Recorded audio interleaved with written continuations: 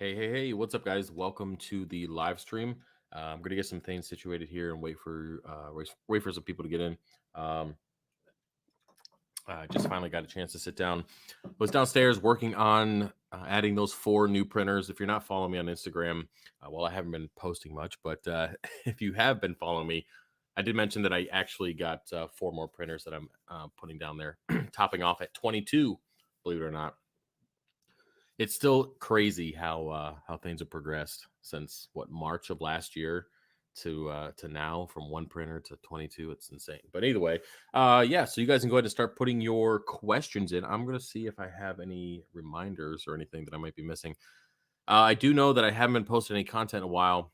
Um, yeah, I'm.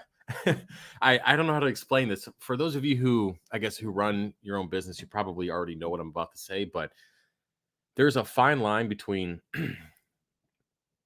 getting stuff done and then promoting the business. If that makes any sense. I uh, I have so many orders that I'm trying to get done and get in the printers, getting the fish room set, getting my nutrients back to where they are, and I'll talk about that here in a second.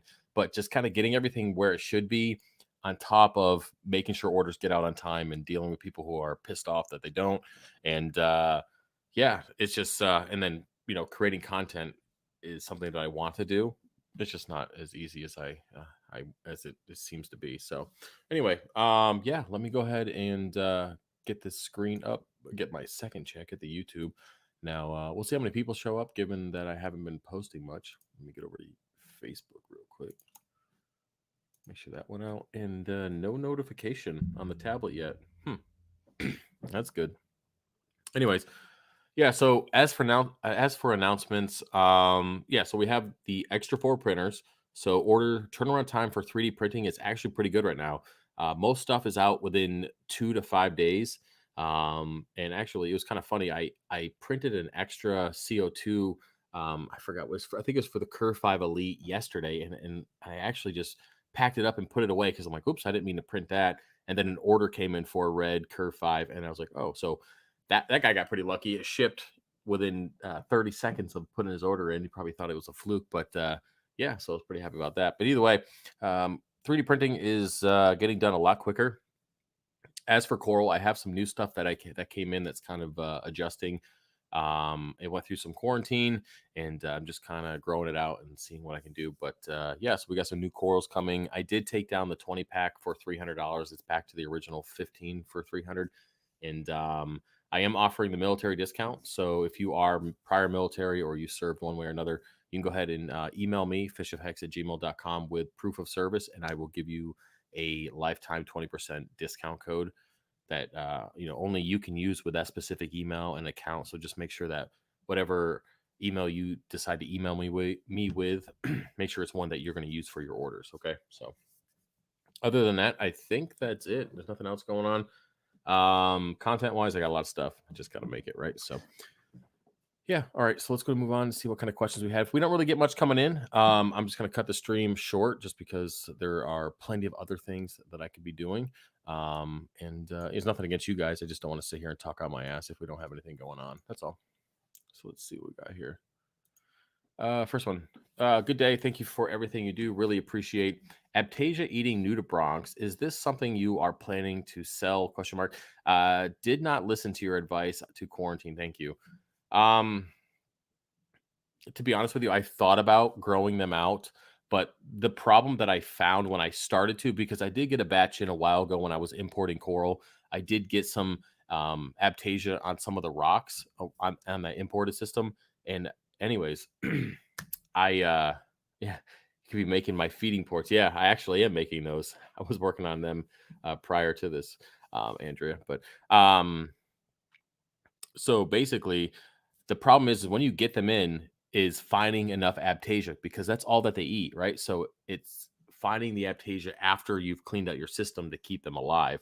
Now, unless you got a buddy who just has a shit tank and you can get Aiptasia from them all the time, it's not going to be very easy to keep them. Now, I would say if you are, I'm not okay. So to answer the question, I'm not going to sell them because I just don't have the space, and keeping Aiptasia would require an additional tank, which I'm going to tell you right now. The one person that I do know that does grow them actually has a Aiptasia tank. This guy just grows Aiptasia. He has a bunch of rubble rock in there, and the whole job of this tank is just to grow Aiptasia to feed nudibranchs. Now he doesn't keep the nudibranchs in that tank because they would wipe out all the Aiptasia. So what he'll do is he has a separate setup for just the nudibranchs. Of course, this is going to be a very low flow air bubble type of sponge filter setup.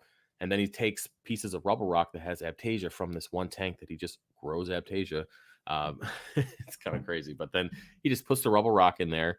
They feed, they keep having babies, and then he just cycles out that rubble rock. So every once in a while, he'll take out a piece, put it back in the tank, let it grow. Now the only thing is when you pull out the rubble rock, you just got to make sure. I don't know why I'm going so deep on this, but you got to make sure you don't have any eggs from the nudibranchs on the rubble rock, because once it goes back into that tank, they're going to hatch and eat all your damn Aiptasia. So there's a little bit of work you got to do there. So yeah, either way, answer your question. No, I will not be selling them. I know that Reef Town, that's where I got mine from. He sells them. He does a pretty good job. I've had very little issues with DOA. And if anything does die, he usually gives you a refund or a credit for your next order, most likely a credit. And yeah, so just go to Reef Town. You can tell him that Fish and Heck sent you. I've sent a lot of people his way. I don't know if he even knows who I am, but if you want to say, "Hey, Fish of Heck sent me," maybe maybe he'll. I don't know. I don't know what he'll do. Doesn't matter, but yeah, because I ain't that important. So either way, well, there you go, man. Glad I can answer the question. When your fuge is full of Chaeto, how much do you typically sell? Half? I usually get down to about a quarter. It really depends, because it depends on where my nutrients are currently in the tank. So if I have a little bit high nutrients, I usually get down to about a quarter. But if my nutrients are low, like they are right now, I stay about half to 3/4 full, because sometimes when your nutrients get pretty low, you do tend to kill off some of the Chaeto, again, depending on how low it gets. And last thing I want to do is wipe out the entire Refugium if, say, a quarter of it dies off because I didn't have enough nutrients. So speaking of that, so right now, I've spent the last 3 days intermediately. I was gonna say, instead of going to the gym, I went ahead and down there and I used the scraper and the glass cleaner. I've actually got 90% of the coralline off the tank right now. And I went in there. My wrasse is missing. The Melanoris wrasse I had for 5 years. The starfish had actually outlived the Melanoris wrasse, believe it or not. I can't find him anywhere. I haven't been able to see in that tank for a couple months now. So I don't know how long he's been gone for, but I can't see him. So I don't know what's up. I'll go down later tonight and maybe he just didn't come out. I'll feed the tank again and see what's up.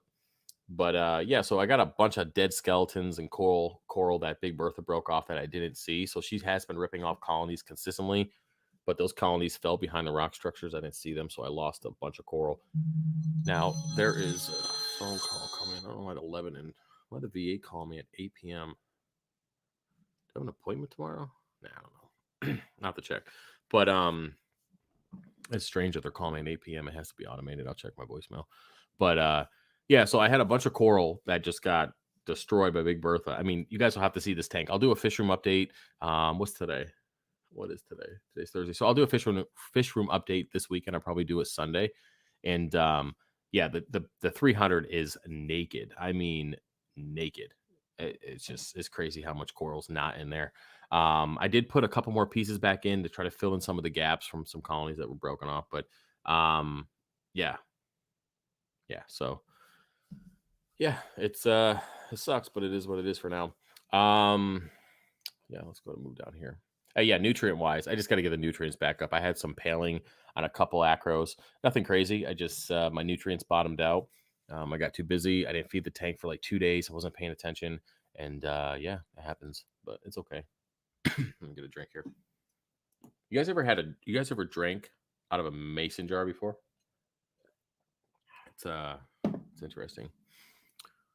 Let's go here. I doubt anyone has asked this question, but what trace elements do you dose in your system for corals? How much, when, and is it required? So I did a couple videos on this, I think, Alston, but I dose a few different things. So let's see here. Man, I'm trying to think here. So I do potassium. I know it's not, I mean, that's a trace element, but I do potassium. I do acropower.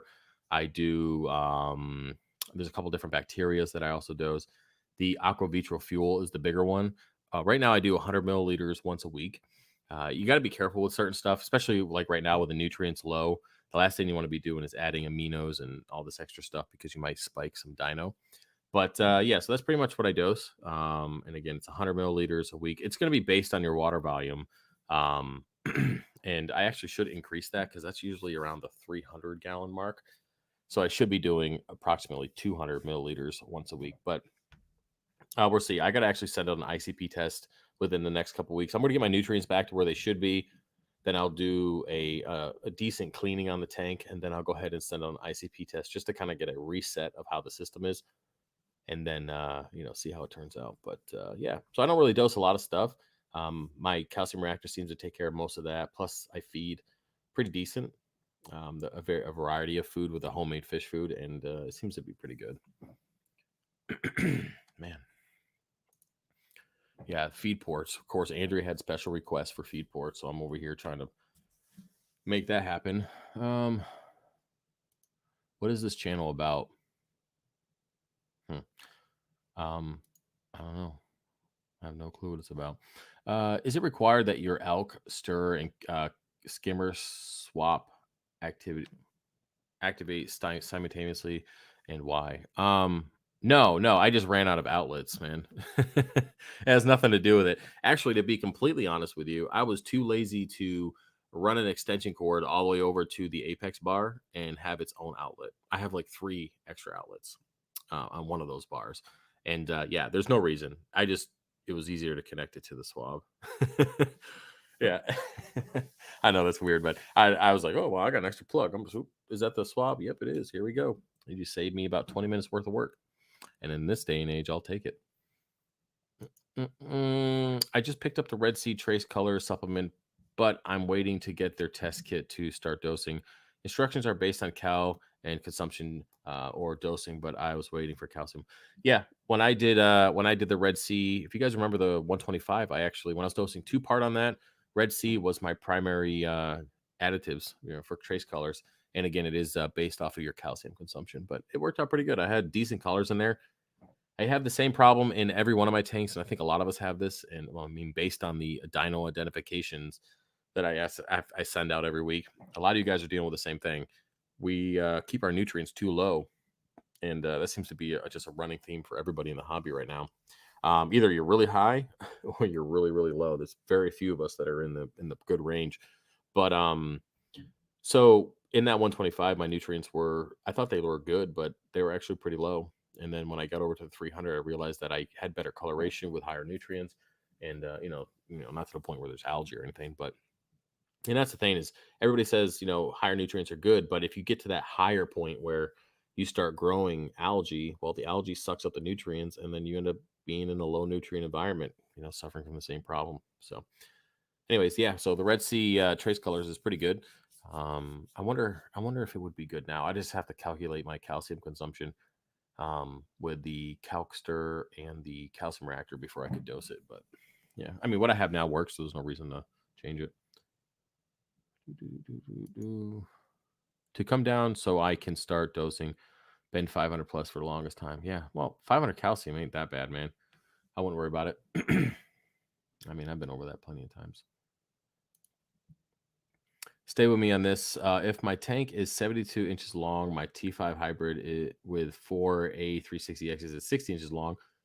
Should I evenly space the Kessels over length of the tank hybrid, a 40-inch long structure? Should I evenly space my Kessels over length of my tank hybrid or a 48-inch structure? I think you should just get the two 48s. Yeah.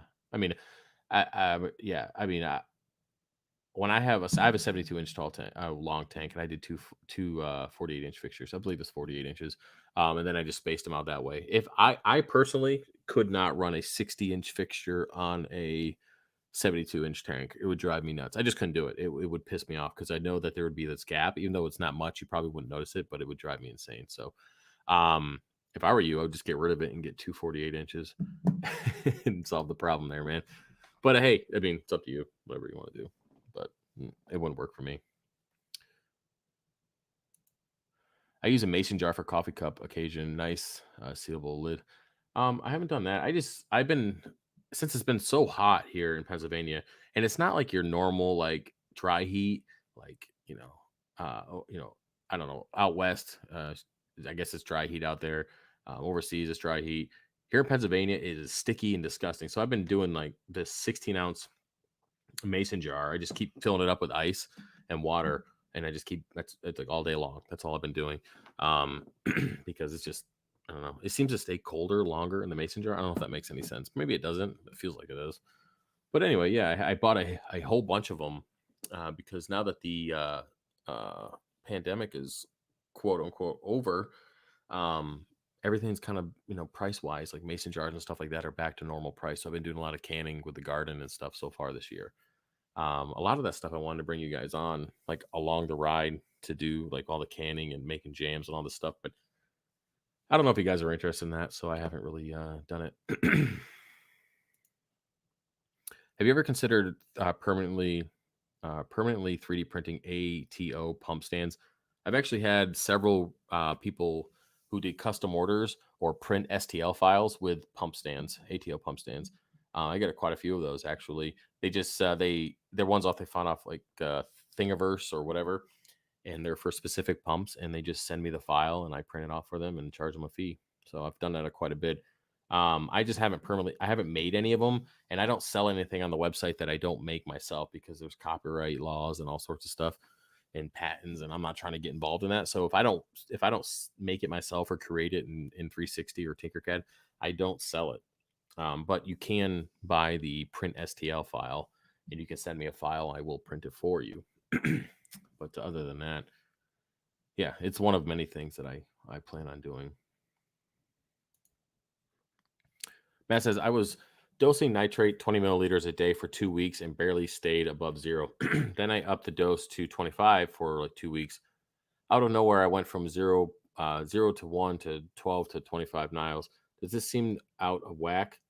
Well, excuse me, man. I freaking all like weird today. Mm. I don't know if you guys heard that, but that's Arlo downstairs freaking fight with Axel. It's all those dogs do all day. I mean, he's like 1/3 the size of Axel. No, not even, maybe 1/5 the size. And they just go at it all day long. But either way, so one thing that I notice about dosing nitrates and phosphates, that you'll dose consistently for several days. And how do I explain this? It's like filling up a cup, right? So you fill it up every day, you're adding this same amount, and you're like, nothing's happening. What's going on? But you're actually filling it up. Like if you're pouring into this mason jar I just drank out of, at some point it's going to overflow. And that's what I've noticed with nutrients. Now this might there's got to be some kind of technical terminology or something behind this, but I'm not that smart. So all I can say is that in the past I've dosed consistently every single day, and then out of nowhere it just goes through the roof. Now it doesn't go crazy, but it's something like, oh wow, that was nuts. I mean, I just had nothing the other day. Now I'm at like you say, here we go, 12 ppm. So um at that point, what you want to do is back down to your original dose and see if it rides out. Now, you plateaued, you kind of spilt over. I mean, there's other factors that are involved when it comes to nutrients. Maybe you fed different food, maybe too much of some food, maybe a fish died in the tank, maybe one of your kids came and dropped a turd in the tank. I mean, who knows? There could be other reasons why your nutrients went up that high. But I will say with dosing nitrates and phosphates, that's something that I have noticed, is that it would be zero for a few days and all of a sudden it will just go high. Like, wow, what the heck happened? I don't know what happened. But and at that point, I just kind of go back down to the original dose and kind of see where it falls. Be consistent. All you can do is be consistent, and the tank will adjust around that. Pickles, yeah. Recently lost 6 or Orme 8 fish to either Brooklynella or Velvet. How should I treat the display tank, and when can I add other fish, and how do I know when it's time? Man, that's a lot. Okay.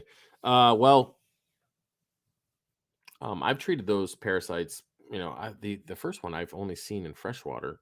I mean, I think that's the term. I think that's the one it is. But anyway, you probably had velvet, to be honest with you. I think the other one is. Ooh, we got a storm coming. Something, or maybe that's the dogs. Damn, whatever it is, it's loud. I think they're in their cages, messing around. But yeah, they're a bunch of horses running around. I'm pretty sure the first one is freshwater only, but we'll have to see. Anyway, what you want to do is remove the fish, well, whatever's alive, put in quarantine, and then you're going to want to go 10 to 15 weeks. I usually upwards of 15 weeks, just because velvet can be really really tricky. At that point, you're going to have to dose nitrates and phosphates if you have coral in the tank. Make sure all the fish are gone. You can leave the inverts in there, and then just ride it out. The parasite will go through its life cycles. If it doesn't have a host, it will die off, and then eventually it won't be there at all. And that's where you got to wait that fallow period or fishless period. Um, it was usually 10 to 15 weeks. So yeah, that's kind of where you're at. You don't really have much of an option. Um, yeah, it sucks. Man, you got to quarantine your fish and avoid all that. I think you have the same question twice here. Yeah, they're doing something down there. Damn, it's loud. First time being here for the live stream. Hey, welcome, Tim. Special request for 3D printed XR30 massive power brick holders. Yeah, guys, I got a buddy who's going to send me over a power brick for an XR30. I think it's the XR30, or it's the 15. It's one of the two. But either way, I'm actually going to be making a larger universal bracket because there's some really massive power supplies out there that people have been asking about. The thing is, like, everything that's like it says XR30 for the Gen 4 or whatever, and I should probably put Gen 4 on that. All these specific power bricks are again specific for that particular the light fixture. The universal, of course, is universal as long as it fits. And I'm gonna make a larger one and hopefully help you guys out while I'm figuring this out. But yeah, I could just buy the light, but what the heck am I gonna do with it after I buy it? I mean, it's a lot of money just to to make a power supply bracket. Um, yeah, it's just kind of stuck between that. Oh, yeah. Thanks for your service, bro. Hey, thanks, man. Appreciate it. Yeah, Joe's right here. Yeah, leave it empty for 76 days. Take the power, blast the rock, dead spots. I mean, that might make a difference. Over here, clear my throat. Let's see, here we go.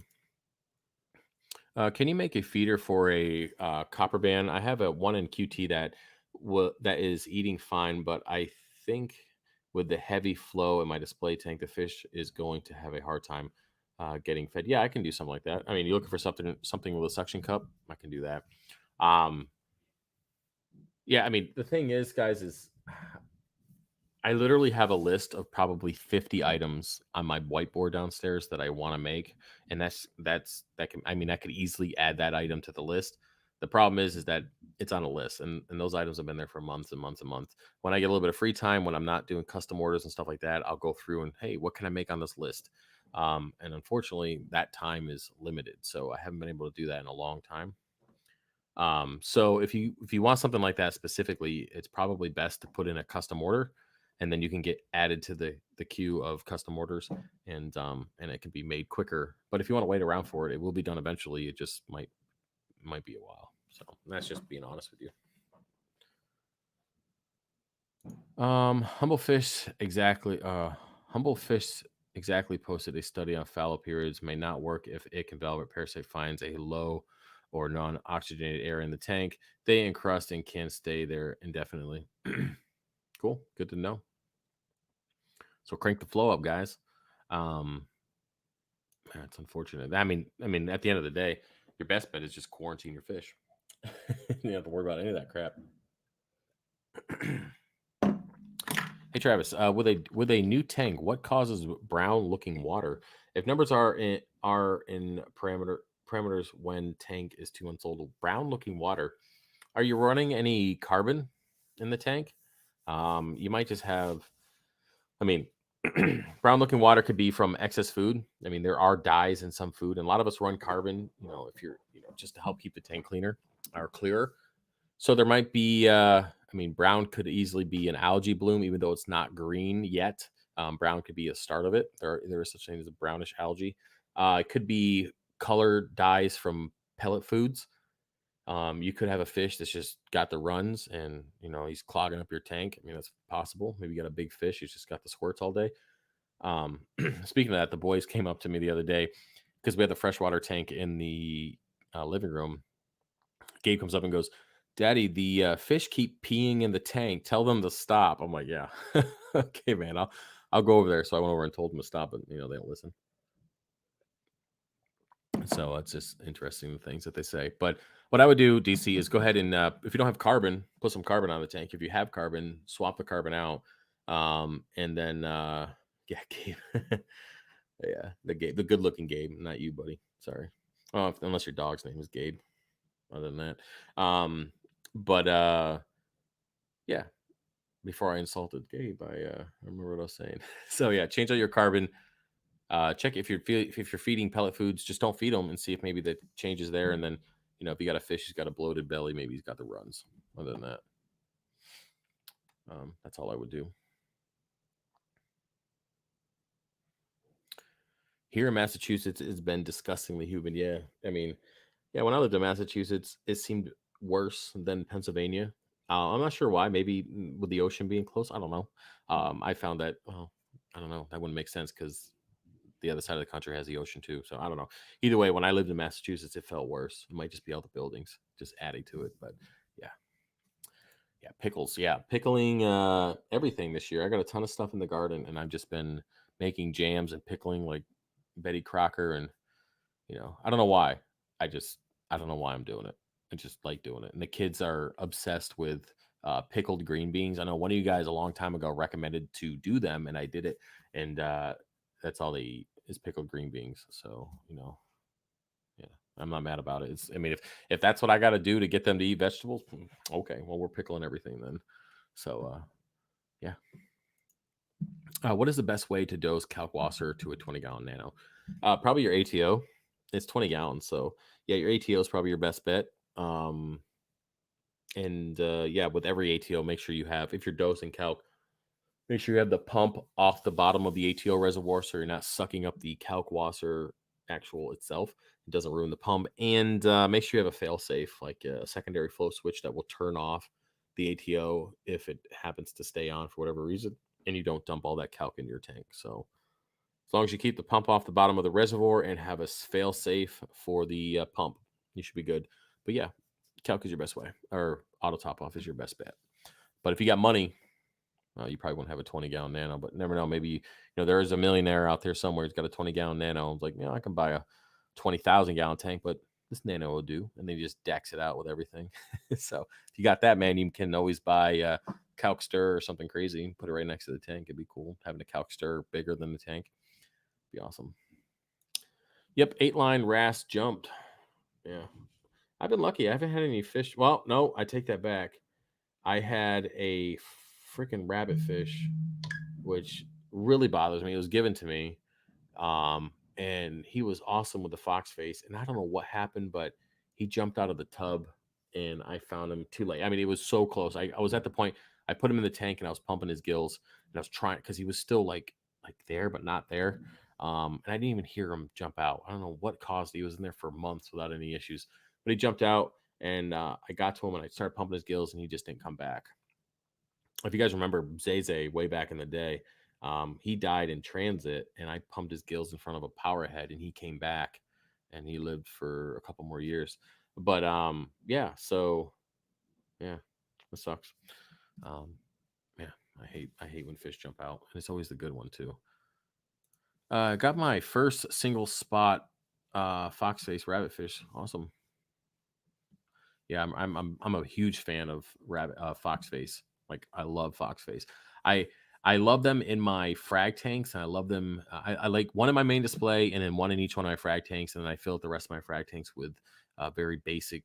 All right, now I have like a couple hippo tangs in one, but I try to keep some pretty basic tangs in there and a wrasse, and that's usually my go-to for my frag tanks. It's just a good mix, and the foxface is always doing a great job keeping everything nice and all the plugs nice and shiny. So yeah, I would definitely love foxface. Brook is a clownfish disease. Okay, there's one that I got in freshwater a long time ago, and it started with a B. I thought maybe that was it. I don't remember what it was. It was man, it sounded like that too. But yeah, it definitely it did a number of my cichlids too. My tank has only 2 fish, bicolor fox and orchid dotty. 75-gallon, no corals. Okay, so yeah, you want to take those fish out, put them in quarantine, and go fallow, man. And then do what Joe said as well. I think it was Joe who said it. Go ahead and do the extra flow. I haven't looked at that study, but I mean, a lot of you guys are seeing a lot more content than I am. So if somebody did a test on it and they prove that the dead spots, the low oxygenated spots, are causing the parasite to hibernate and can be there indefinitely, then yeah, consider adding some more flow. Man, I have got. I feel like I did go outside today. It was disgusting, so that's probably why I'm all stuffy.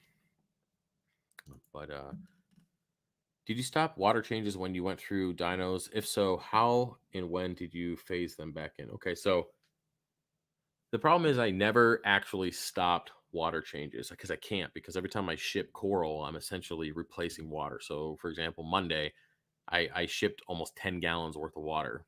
So, and that's, bag at a time. So do the math, man. It was ridiculous. It took me all damn day. But anyway, so I mean, I'm always doing water changes because I have to replace that water with salt water. So, ideally, you want to stop doing water changes when you get dino, because most of the time your dino, depending on the species, is related to lower nutrients. And the last thing you want to do is continue to remove water and replace it with fresh water during that time. But what I did do, um, and I recommend you do, if you have a lot of detritus and you're trying to keep your tank clean, you can always get one of those filter sock holders that I have, and you can put a filter sock that hangs on a 5 gallon bucket, and you can actually siphon out the detritus into that bucket, through the filter sock. The filter sock collects all the detritus, and then you just dump the water back into the tank. And you can do that over and over and over again. I have people doing that stuff all the time to get rid of bubble algae, get rid of algae in general, or just clean up their tanks. So if you have a tank that's really dirty and it would require, 100 gallons worth of water changes to get all the detritus, and you only want to do 25 gallons, well, you can always dump that water back in and use the filter sock to get all that stuff out, which actually I have been doing myself. So because I've been collecting detritus underneath the frag rack, so I was working on that the other day. But yeah. So so when it comes to phasing them back in, if you're not just going to be removing the water and putting it back in with detritus, but you want to do it when you get your nutrients back to where they should be. If you're back to your normal nutrient range, everything, your dinos are gone, then you can start phasing them back in. But again, you got to be careful so you're not dumping, getting back down to uh, those uh, those low nutrients which cause dino in the first place. Let me see here. I can send you the dimensions of an XR30 Gen 4 if you want.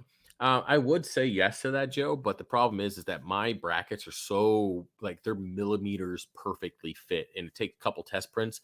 Like, I have it so the power brick actually snaps in, and the only way you're getting that joker out is if you pull the tabs and pop it out. So it's so precise that even if you sent the dimensions, I wouldn't feel comfortable selling it unless I knew that it worked perfectly, if that makes sense. So I appreciate it. But what you can do is you can send me the power supply bracket for about 24 hours, and I'll mail that joker back to you.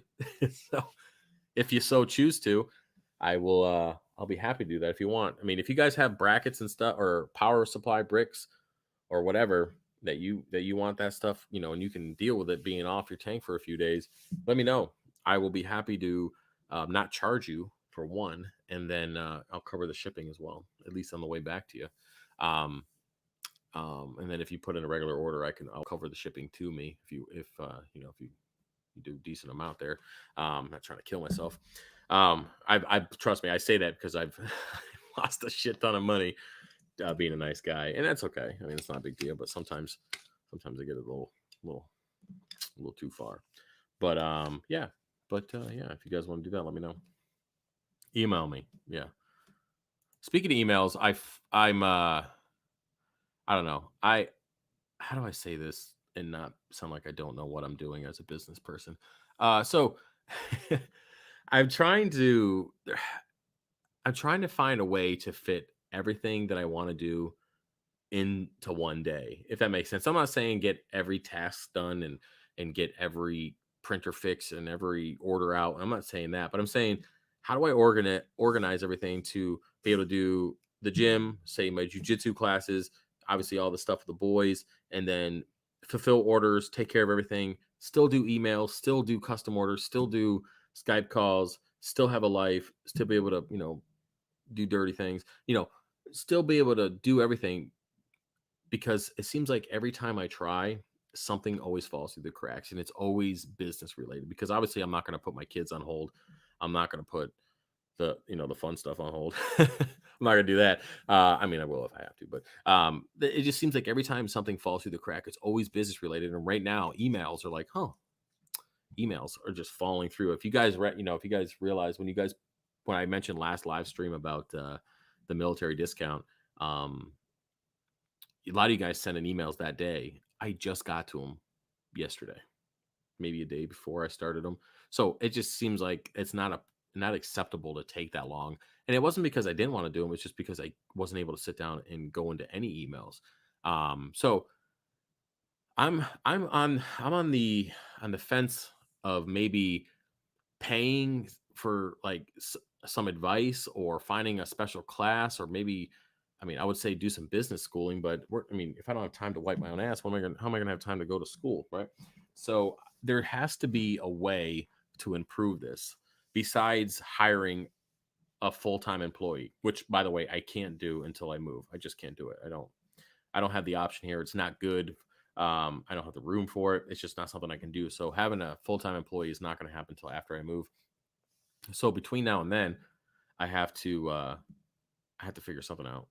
I don't know. I mean, I know that people are saying, have a start time and an end time to the workday, but it's a lot easier said than done because it's kind of hard to sit down at the end of the day and say watch Trailer Park Boys, which I would love to do at 9 o'clock, but it's hard to sit down when I know that I have so much that needs to get done.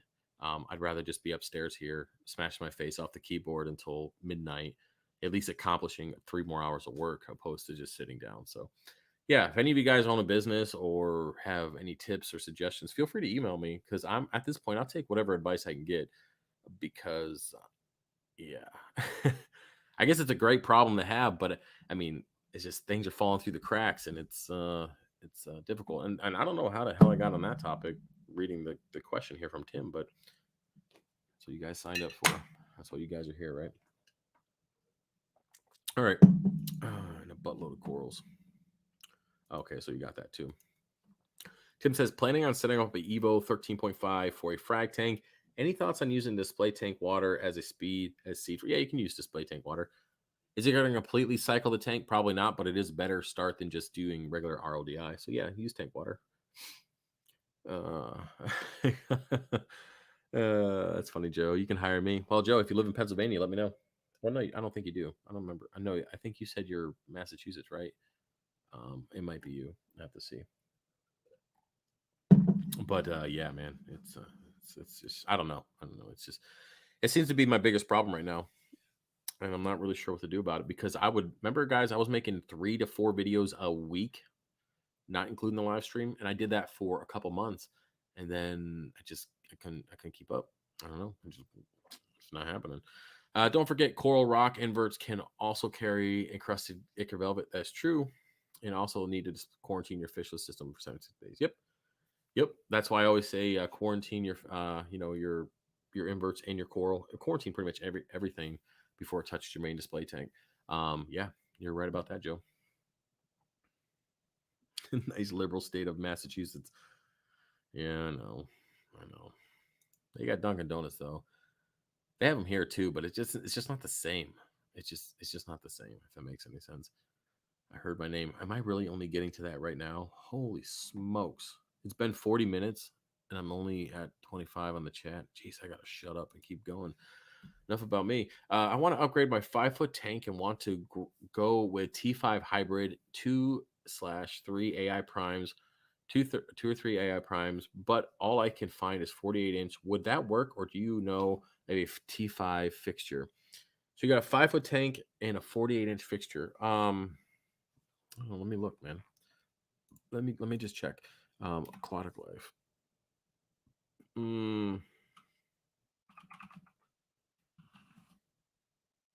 me just see. Maybe they might offer one. Let me check. 48, 48, 61, 48. Yeah, they don't. Let me see here. Say I was gonna make it quicker, but it ain't working. And that's what, yeah, that's 60 inches. So your best bet, man. I mean, 5 foot is 60 inches, so you could get the 61. I think it's a 61 inch fixture, or is it 60? I don't know. Let me see that again. Aquatic Life. Let me just see. I think they offer. So there's 60 inches and 5 feet. So they have a 61 inch hybrid. I mean, it's 1 inch. I mean, it does make a difference. But I mean, I would do that opposed to doing the smaller one. But that's my personal preference. If you do the smaller one, put the fixture up a little bit higher so you get a little bit better spread, so you don't have any cutoff parts, cutoff points. But if you can, just get the 61. I mean, I'm sure that's going to look fine. It's 1 inch bigger. It's really not a big deal. Um, yeah. I mean, I would probably go insane trying to hang that up just because it would drive me crazy. But yeah, try it out. What's your opinion on fleece rollers? I know these have sock. You have socks. Okay, so the roller is something I'm definitely going to be doing on the new build, just for the sake of trying it. But I will have a backup system underneath the roller where I can put in filter socks just in case. So I've heard good things about the rollers. I've heard bad things about some of the systems not working properly, but that's with everything. I mean, that's just the way it is, right? There's tons of different brands. But if you can afford the roller fleece mat or whatever, and you can, and you're not, I mean, for me, it might be stupid expensive given how much water I got going through there. But either way, if you can afford it, then get it. I mean, it automatically kicks on once the water level gets too high. It kicks on, rolls to the next, then the water is able to go back down before it triggers a float switch again, and then that's how it works. But yeah, it's definitely something I'm going to try, and I've heard good things. So yeah, I mean, if you're skeptical, do what I'm doing. Just have a backup system with it where you can have the actual socks in there if you want. The roller just sits above the chamber, and you can always take the roller off if you need to. So here you go.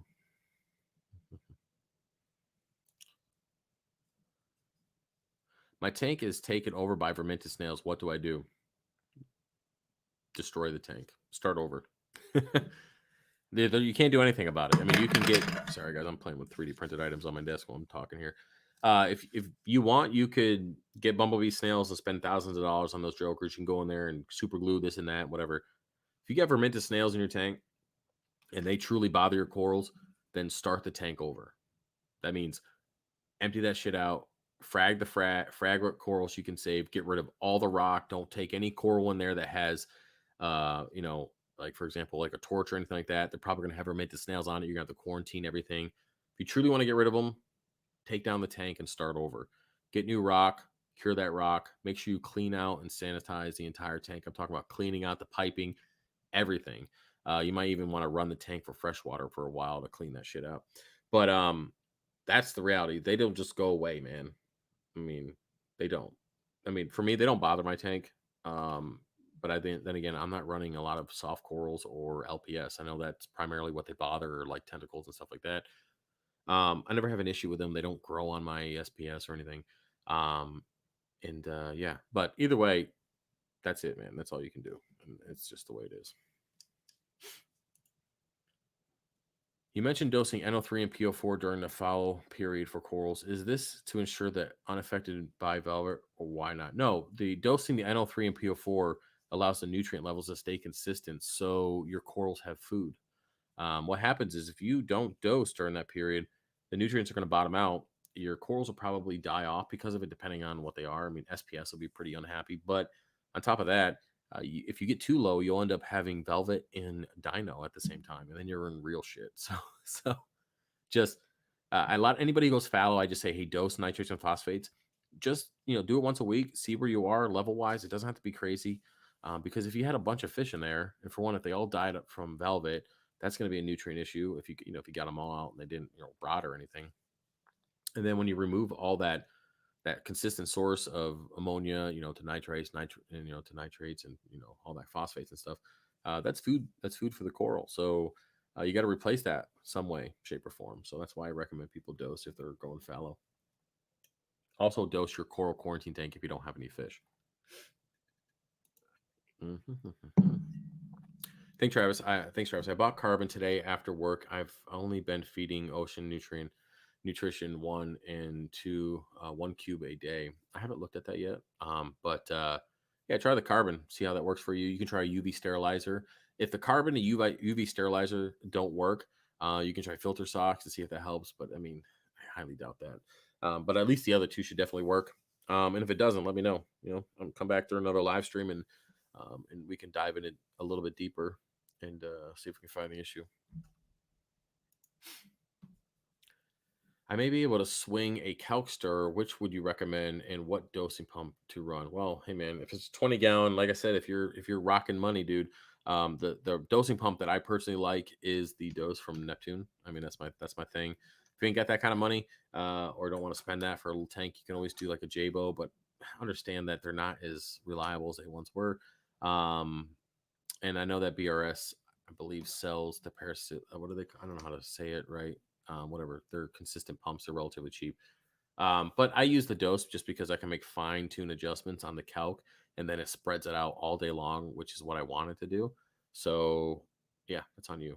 But if it was me, I would do the the dose from Apex for sure. Neptune. Oh, what Calcster? I don't see here. Well, Avast Marine. Let me see. Avast Marine has a smaller version. I have the larger one. So Avast Marine makes a really good Calcster. I would recommend that for sure. And you can tell them I sent you. You can email them or something. Maybe it'll give you a discount. Either way, they're really good. So for sure. My question was the brown water not foul, and I have dotty back bicolor fox face no coral. Okay. I thought, yeah, okay. So I did answer that earlier. Yeah, good. I remember. I mean, I remember most people who put in questions. Sometimes they get a little lost, but I mean, we're only 20 minutes behind. It's not too bad. I can't believe it's almost been an hour already. Yikes! Appreciate you guys being here. Hit the thumbs up if you so choose. Let's see here. Also, guys, if you want to support the channel, I am doing another $300 gift card this month. Actually, the guy just got his yesterday or the day before. So yeah, if you purchase anything from the website, no matter what it is, you get automatically entered to win. And then on the first live stream of the month, we do the giveaway. Now, speaking of live streams, I'm pretty sure I'm going to be at Reef Girls live stream on Saturday at 8 p.m. Eastern Standard Time. I'm pretty sure. I got dogs sniffing at the door. Well, what's up, Chow? What's up, dude? I hear you. You should just go downstairs because you've been here panting the whole time. But yeah, so I'm pretty sure I'll be at her live stream. Oh no, the Verminted snails count. Oh, there's always one. It's funny though. People, people think it bothers me. It does nothing for me. I mean, I don't know, man. I mean, I sold, what, $150,000 in coral last year with Verminted snails, and never had an issue with anybody. So you'd be all right. And you had another 100,000 in 3D printing. Anyway, yeah, I moved from 150 gallon to 170 gallon, and I was adjusting my return pump flow, which caused drastic salinity changes quickly. Could this have caused the outbreak of stress in my fish? Possibly, yeah. I mean, any kind of fluctuations like that, especially salinity and temperature, could definitely cause the extra stress in the fish. Yeah, for sure. Could definitely have done that. Especially salinity. I mean, if you're going down, it's fine, but if you're going up pretty quickly, yeah, I can definitely do it. My local fish store is bomb at QTing everything, but definitely agree that I need my own. Yeah, it's always good. I mean, you got to think anybody who's trying to make a profit with fish and stuff like that, I mean, they don't have time to quarantine. They just don't, because the longer you have something in stock, the likelihood that it's going to die. And if it dies, you're not making any money. And that's just the truth. So that's okay though.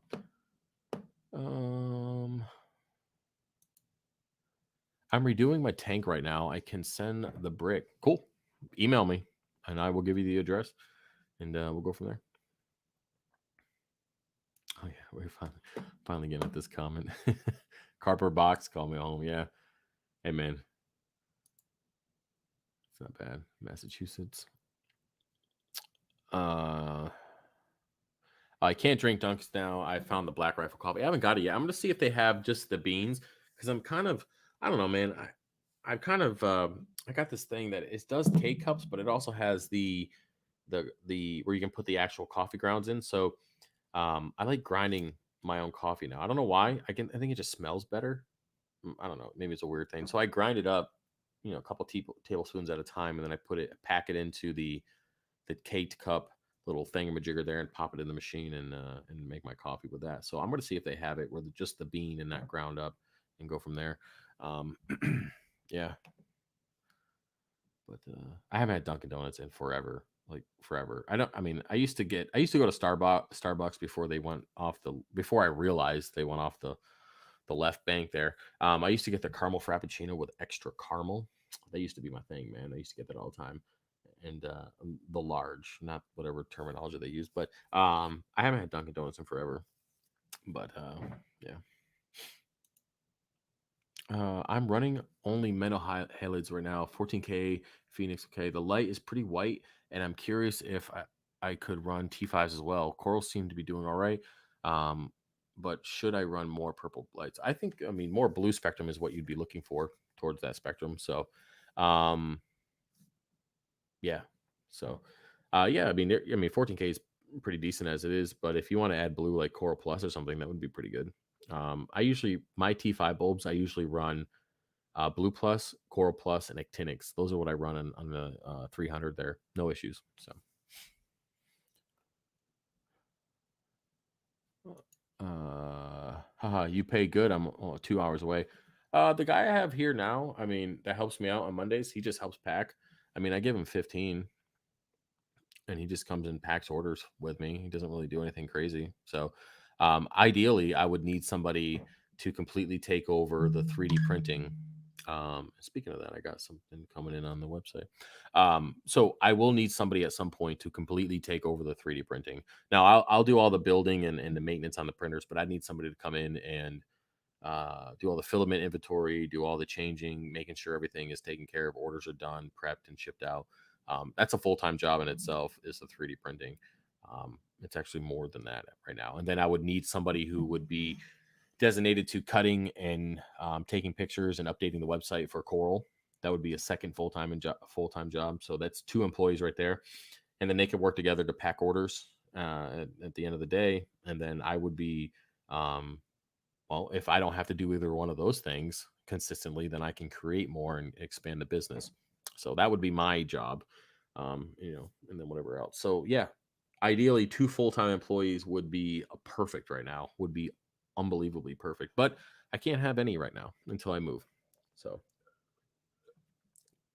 it's just the way it is. That's the way it is. Um, cool. So yeah. Because essentially, I mean, if you're not even going to count the candle stuff, I do. I mean, believe it or not, I still do pretty well on candles. Um, I mean, I have 3 businesses technically in one, and then you add all the dyno identifications, all the extra stuff, the drop shipping, the wholesales. I mean, man, I mean, when I started this, I didn't know any of this was going to happen. We started the YouTube channel 5 years ago, and then it just came out of nowhere with selling a couple frags. I mean, I remember my first videos just saying, "Hey, I'm gonna sell a couple frags at the swaps," and then you guys were like, "Hey, let me buy some frags from you. Hey, Travis, I know you're trying to clean out the 125. Let me get some frags from you." And then I did a sale. I gave away some stuff, and then oh, excuse me, it's just downhill from there. And then the 3D printing started off with a keychain. It's like, guys, I'm selling this keychain. It's $1. And then I was like, well, let me see what else I can create. And here we are, a year and 4 months later, and I got like 182 items on the website. That's stupid. I ain't mad at it. I'm not mad. I feel really blessed and thankful for everything I have, but whew, I got work. I don't have a life. That's okay though. Life's overrated. Anyways, went for a holidays for 10 days, got back. This is like a therapy session. Congratulations, guys. Welcome to my brain. Went for holidays. You must be from Canada. For 10 days, got back to find my protein skimmer went down, and now I have red algae and some on my rock. Scrub them and clean them. Any thoughts how to prevent this in the future? Well, red slime is usually indication that your phosphates are high. So, Joe, the email is fishofhex@gmail.com. I don't, or you can just contact me on the contact form or the chat on the website. I will add that to my Q&A, by the way. Thank you. Frequently asked questions. Anyways, so if you have red slime, you have excess phosphates in the tank. You just do. So, usually phosphates are from overfeeding. I mean, it's pretty much the same sources of regular nitrates, but green foods like pellets, pellet foods, and nori, stuff like that, really high in phosphates. So okay, there we go. So in the future, you want to make sure you keep those nutrients in check. But I don't think, I mean, your skimmer being down for 10 days, I mean, you're probably already pretty high in phosphates. I mean, 10 days is not a crazy amount of time. But yeah, man, my website's getting blown up right now. Let me turn this down a little bit. Just 1 second. I try not to have that going off too crazy. Turn it down. Appreciate everybody who's messaging me right now. Yeah, so you want to make sure you keep your phosphates under control in the first place. But now that you have the red slime algae, best thing you can do is manually remove it. You can use um, what is that? Somebody put the algae cleaner that ChemiClean. There we go, ChemiClean. You can use that.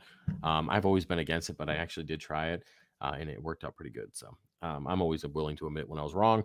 This stuff works out pretty good, but don't use it as your primary source to keep your red slime away. You really got to focus on keeping your nutrients, and that's one of the reasons why I never used it, because I always just focused on trying to keep my nutrients where they should have been, to prevent it in the first place. But either way, you can use ChemiClean. You get in there, manually remove it, and then I would say go ahead and get like the iHome or get a little camera web camera.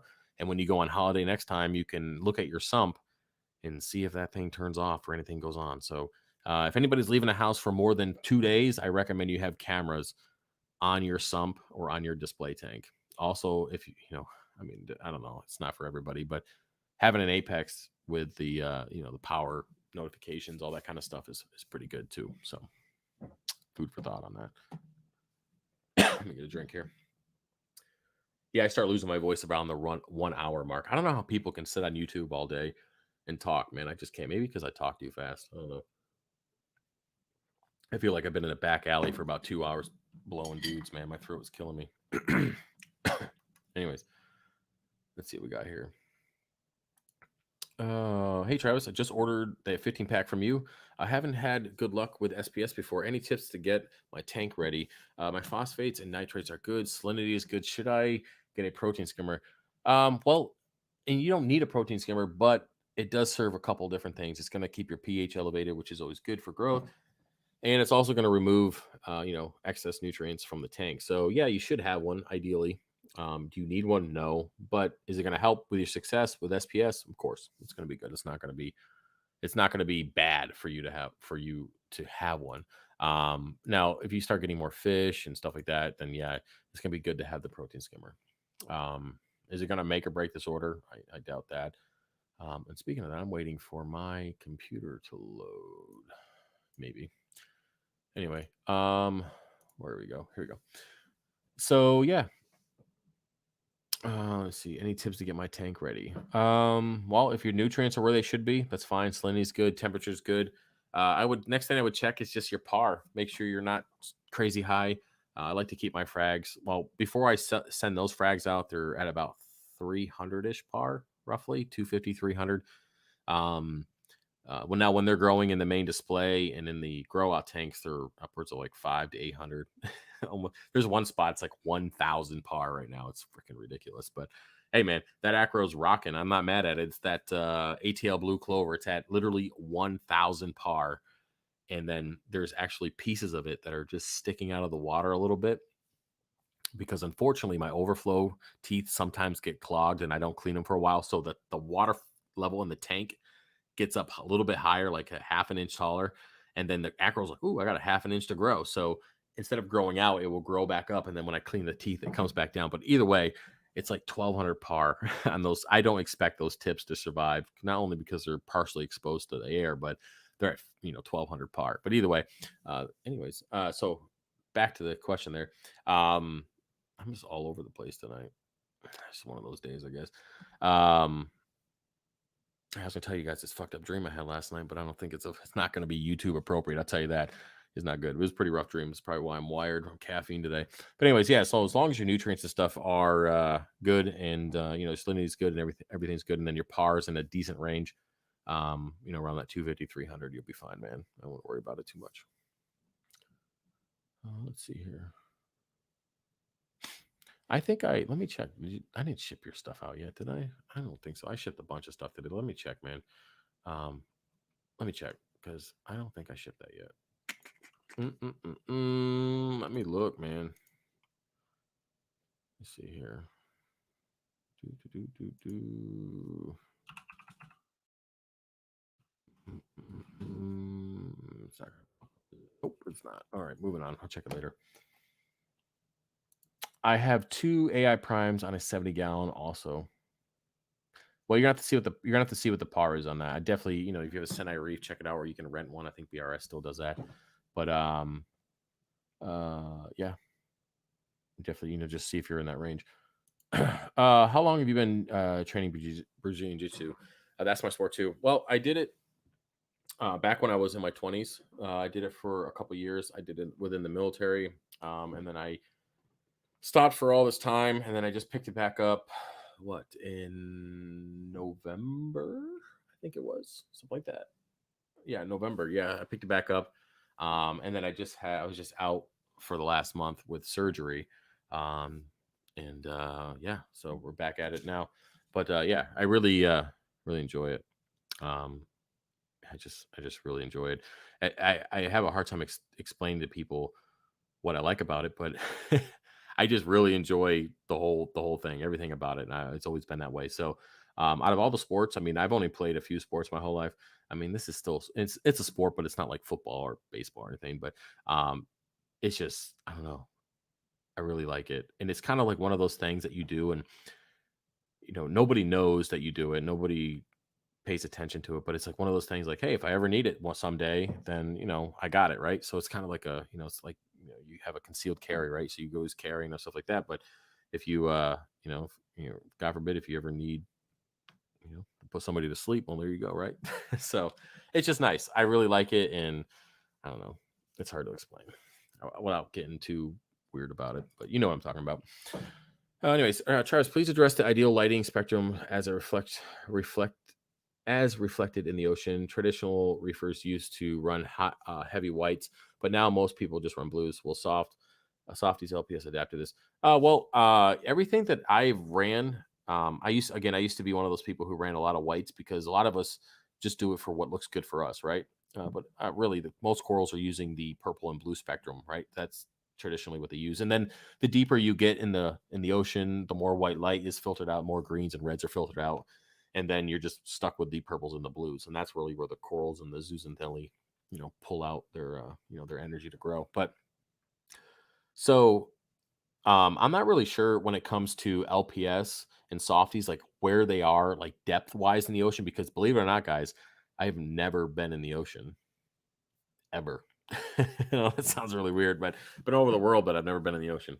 Anyways, so I don't really know where they sit generally depth wise. I'm assuming that they're probably more closer to the surface. I don't know why I think that. It just seems like they might be. And I imagine acros and stuff like that, and deep water torts and stuff like that are just what they say, a little bit deeper in the tank, or in the tank, but in the ocean. So that's where they're getting more of the blue stuff. But the zooxanthellae in general is within all corals, right? So zooxanthellae primarily thrive off of the blue spectrum, and then they convert nitrates and phosphates and all these other things into energy, which causes them to grow. So yeah, I think if you can make your tank as blue as you can stand without driving you crazy, that would be ideal. And then the white really is just for us. So, I mean, if you look at people who grow out like Jason Fox and some of these big growers, they don't really even run any white light at all. They just run straight blues and actinics. So there's a reason for that. So I don't know if that answers your question, but that's just kind of my 2 cents. Man, I'm burping over here. Man, I'm gonna try to burn through these quick. Let you guys go have a life. Let's see what we got here. Lost my yellow tang and sailfin in a power outage. What fish do you recommend? 90-gallon with 2 clownfish. A sailfin even let me pet it. And you lost a sailfin, huh? Well, if you're able to get those fish again, that'd be fine. It is a 90-gallon, so you're not really want to go tang heavy. And if you are going to get tangs, they stay relatively small for a while. So if you want to do yellow tang, stay away from the hippo tang, stay away from the Flamingi tang, Big Bertha. But yeah, I mean, if you want to get at least 3 tangs, it'd probably be acceptable for a tank that size, maybe 4, depending on the size that you get them. But yeah, I mean, sailfin's a great fish. I love it. Yellow tang is fine. The flame fin tang, which I have in the 300, is a really nice tang. Doesn't cause any issues. He does have that different facial structure, so he's not really competition to the other ones. Don't get a blue tang because they're powder blue because they're just dicks. Seems like all of them are. And the purple tang's probably not a good idea either for the same reason. Or maybe I just got the two yellow tang. I got the two tangs, blue and purple, that are just assholes. And it could just be me, but that's okay. That's why I hate my fish store. That's 1.5 miles away. I've lost over $1,000 in fish. Oof. $1,000 in fish, man, and that's just shit you're not getting back. Ugh. Uh, do let's see. I gotta get through some of these real quick, guys. The cookie crumble from Starbucks is amazing. I have not had that. I have to try that out. I haven't been there in a while. I want to go there, but every time I go there, I feel like I don't know. It just doesn't feel right. I feel like I'm just not supporting a good thing. Like I'm trying to convert all my filament. Like I'm trying to buy all my filament U.S. made only. Um, Man, it's pricey, but I mean, it's worth it, right? So I'm trying to convert over to that, and I just kind of feel like when I go to Starbucks, I feel like I should be in Hollywood. I don't know, being a retard or something. I don't know. I just don't feel right going to Starbucks, but hey, that's me. Um, okay, you just emailed me. Cool. Where's your email on your page? Okay, I am going to add that to my frequently asked questions. Can anyone recommend a fairly priced camera that I can do fluorescence and corals under LEDs without image being blown out by blues and purples? Okay, well the thing is if you're going to take any pictures underneath those lights, with me, I use a Canon, like with a macro lens, but I do that for my coral stuff. I actually turn down the blues and the purples and stuff like that, and just kind of keep the whites where they are. Um, if unless you're going to use a filter, you're going to have to turn those spectrums down. You just have no choice. They're just too much for the camera. But that's my personal, um, you know, the way it's been for me. So maybe it's different from somebody else. There we go, right there. We tried it orange light. I don't have a camera at the moment. I use my iPhone. Not sure if there's an orange lens available. There are a bunch of orange lenses, like clips and stuff. There we go. Yep, clips. You guys are already answering this shit. There we go. Yeah, yes, there is. Go on go on Bulgari Supply. Order the camera lens. There you go. Do, do, do, do, do. Par comes from the blue light or white lights. Also, it comes from both. But what I've noticed is that you can, if you use the Senai Reef, you can actually see the spectrum. Like you can see and actually where it's coming from on there. But it comes from both. At least from what I've seen. I could be wrong. I mean, I'm not a genius over here. Better off knowing to make someone sleep than conceal carry is a mess in mass. Yeah, I mean, I wouldn't conceal carry in Massachusetts. No way, man. I wouldn't do that. Here in Pennsylvania, I mean, it's no problem. I mean, it's as long as you're not a pothead and you don't have a criminal record, it's pretty easy to get a concealed carry here. Well, I mean, you got to go through background, of course, but yeah, I usually carry 38, Smith and Wesson 38. I mean, that's like my go-to. It's easy. I gotta I gotta remember to take it out before I go into some places. Obviously, you can't go into. I'm pretty sure you can't go into banks. I mean, I never have, but you can't go into banks, schools, and you can't go into like government buildings and stuff with it. You just gotta, if you have something that small, you gotta remember to take that shit off. There's a couple times I get to the door, I'm like, "Ooh, okay, I'll be right back," and then I explain it and then go do my thing. But yeah, I don't go to Starbucks because all the cops hating they do. Yeah, well, there you go. Well, you said it. No, I'm not. I agree with you. Yeah, I try to. Yeah, I don't want to get into that because I don't want the channel getting docked any more than it is. But either way, guys, we've been going for an hour and 9 minutes, man. I appreciate you being here. Again, if you want to support the channel, head over to fishofhex.com. Yeah, if anybody's, like I said, if you're still here and you've owned a business and you've kind of gone through some of the stuff I talked about, feel free to reach out to me or send me in the direction. I mean, I can only read so many books and listen to so many different seminars and Skillshare, and I mean, ultimately, I know what I need to do. I need more people, but I can't do that right now. So, yeah, yeah. Let's see what we have here. I have my concealed carry permit in PA. It was extremely easy to obtain. I was in and out within 15 minutes. Yeah, it's pretty good. Background might take a little bit sometimes, but yeah, there's no issues with it in Pennsylvania. Again, as long as you're not smoking weed and you're not a criminal, it's relatively easy to get it.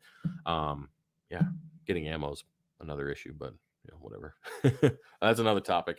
Anyways, guys, I appreciate you being here, and I will definitely get some video, at least another video out this week, if it's a fish room update or one of the other 3 or 4 that I've been working on lately. So anyway, that's it, guys, and I'll see you later. All right, peace.